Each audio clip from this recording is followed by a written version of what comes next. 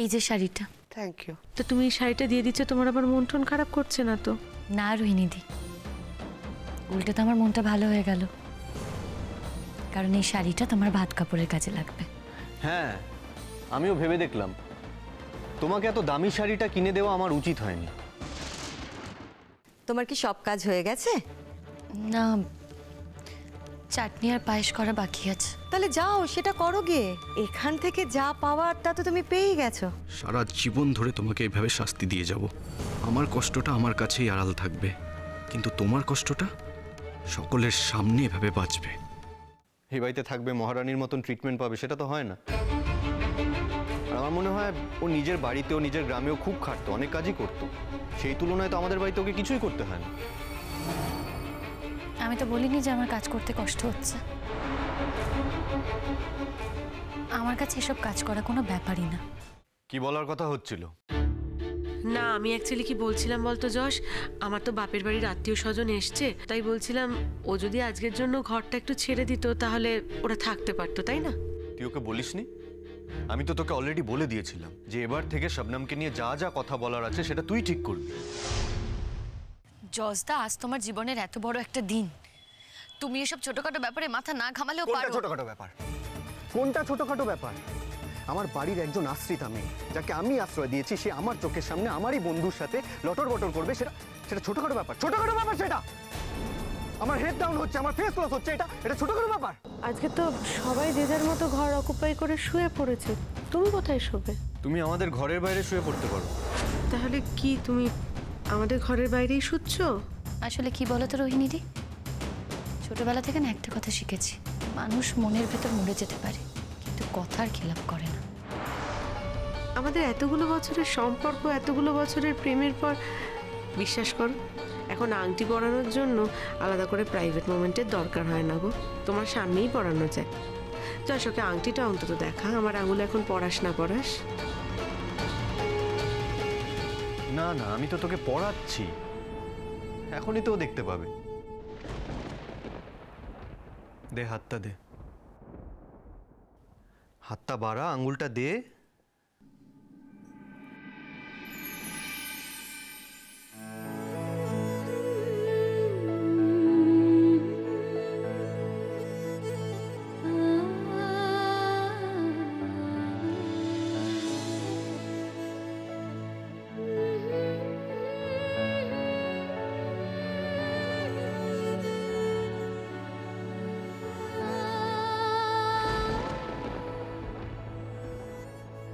ভালো হয়েছে না আংটিটা?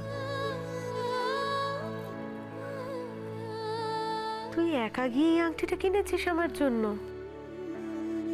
কি সুন্দর হয়েছে দেখতে, কিন্তু যশ, এত টাকা কেন খরচা করেছিস? এত বড় একটা ডায়মন্ডের আংটি, কি এক্সপেন্সিভ। ছি ছি ছি ছি, এতগুলো টাকা এভাবে কেউ নষ্ট। আমি আমার বউয়ের জন্য আমার ফুলসজ্জার রাতে একটা উপহার কিনবো, তাকে একটা আংটি কিনে দেব। তার জন্য আমাকে টাকা নিয়ে ভাবতে হবে নাকি? আমি কি এতটাই ভিখিরি নাকি? তোর সবটাতে বাড়াবাড়ি যশ। শবনম, তুমি চুপ করে দাঁড়িয়ে আছো কেন? একটু দেখে বলো না, আংটিটা সুন্দর হয়েছে না? ভালো হয়েছে না আংটিটা? খুব ভালো হয়েছে রোহিণীদি। কি বলবে বলো তো তোমার যশদার কি বাড়াবাড়ি? এতগুলো টাকা কেন খরচা করতে গেলি তুই? দাঁড়া, তোর জন্য আমি একটা আংটি কিনেছি।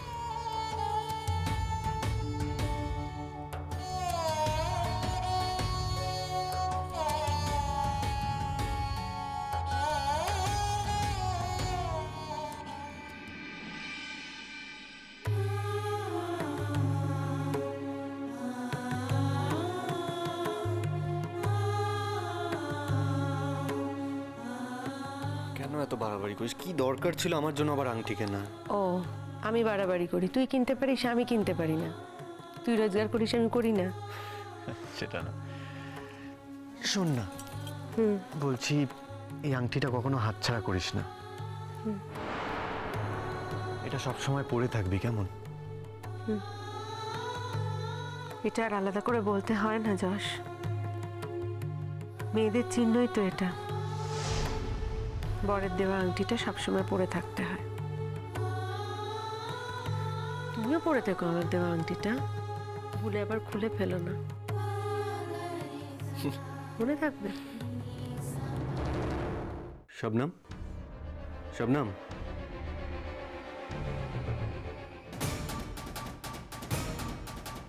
তুমি এখানে কি করছো? তুমি অজ্ঞান হয়ে পড়েছিলে এখানে।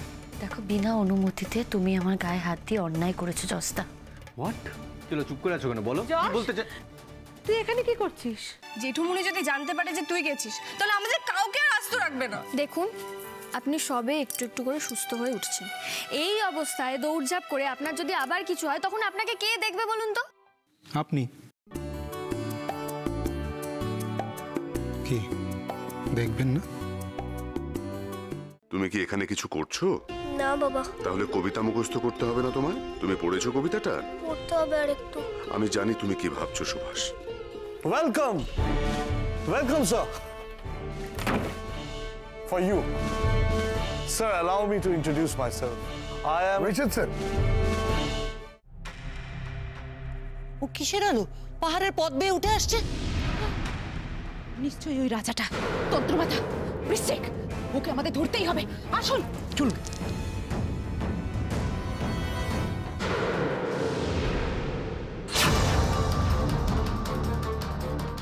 এক্ষুনি চিকিৎসা না হলে বিপদ হয়ে যাবে। আমি মাকে কথা দিয়েছিলাম বাবাকে নিরাপদে ফিরিয়ে আন।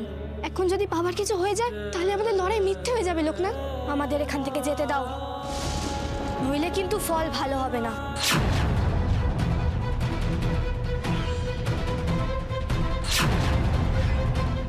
বাবাকে মিথ্যে কথা বলে আপনি অনেক বড় অন্যায় করেছেন শ্যামা।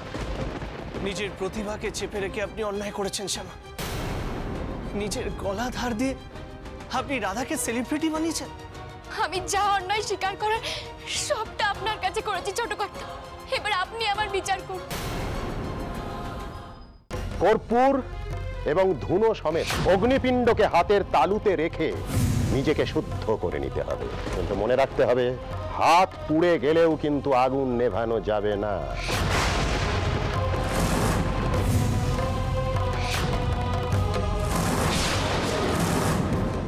কাল আমি একটা প্রেস কনফারেন্স ডেকেছি। আমার অনুরোধ যে কাল আপনিও সেখানে উপস্থিত থাকবেন।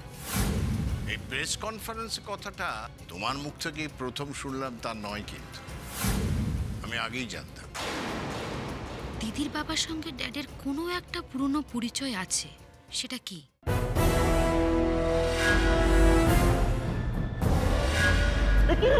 তোমার হাতটা ধরে আটকে দিল, কি সাহস! ও ধারণাই নেই আমি রোজ মুগুর ভাগি। ধরে সরা।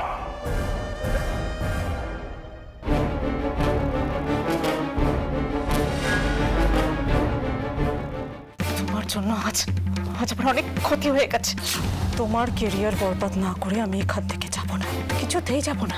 তুমি কিছুর একটা ব্যবস্থা করে দেবে প্লিজ। হেল্প করবো আমি তোমায়। তোমার ওপর যে অন্যায়টা হয়েছে তার বিচারও আমি তোমায় পাইয়ে দেব। ডার্লিং, তুমি ফিউচারে সুপারস্টার হয়ে যাবে। আর একবার যদি গানটা হিট হয়ে যায়, হু নোজ কি তুমি মুম্বাইয়ে সুপারস্টার হয়ে যেতে পারো। আর তখন আমি সবাইকে বলবো যে আমি তোমাকে বানিয়েছি। আপনি আমাকে বানাননি, আমাকে পেখম দেবী বানিয়েছেন। কর্পূর এবং ধুনো সমেত অগ্নিপিণ্ডকে হাতের তালুতে রেখে নিজেকে শুদ্ধ করে নিতে হবে। কিন্তু মনে রাখতে হবে, হাত পুড়ে গেলেও কিন্তু আগুন নেভানো যাবে না।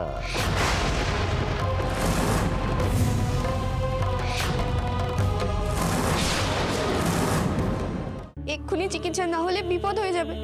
আমি মাকে কথা দিয়েছিলাম বাবাকে নিরাপদে ফিরিয়ে আন। এখন যদি বাবার কিছু হয়ে যায় তাহলে আমাদের লড়াই মিথ্যে হয়ে যাবে লোকনাথ। আমাদের এখান থেকে যেতে দাও, নইলে কিন্তু ফল ভালো হবে না।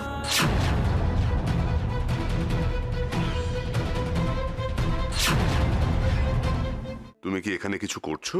না বাবা, তাহলে কবিতা মুখস্থ করতে হবে না তোমায়? তুমি পড়েছো কবিতাটা? পড়তে হবে আর একটু।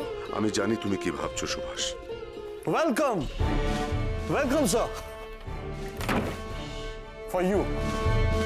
Sir, allow me to introduce myself. I am Richardson.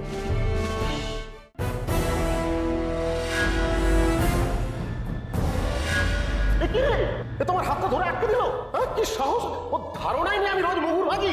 ধরে এদের সরা থেকে সরা।